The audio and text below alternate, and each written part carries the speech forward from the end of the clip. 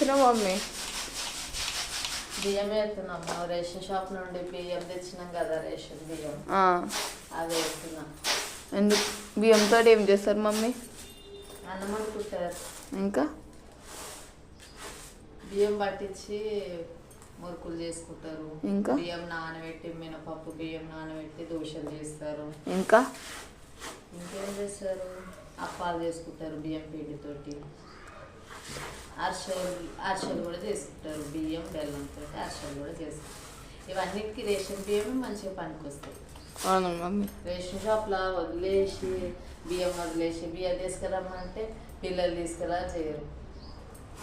ఎట్లయినా తీసుకొచ్చుకోవాలి. రేషన్ షాప్లో నుండి బియ్యం తెచ్చుకొని ఇవన్నీ చేసుకోవచ్చు. ఊరికి వదిలేయద్దు రేషన్ షాప్.